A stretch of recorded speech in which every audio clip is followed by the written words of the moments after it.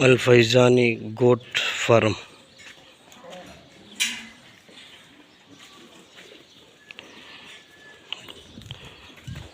अल फैज़ानी goat farm channel को ज़रूर subscribe करें, लाइक करें, कुर्बानी के बकरों को ज़रूर देखें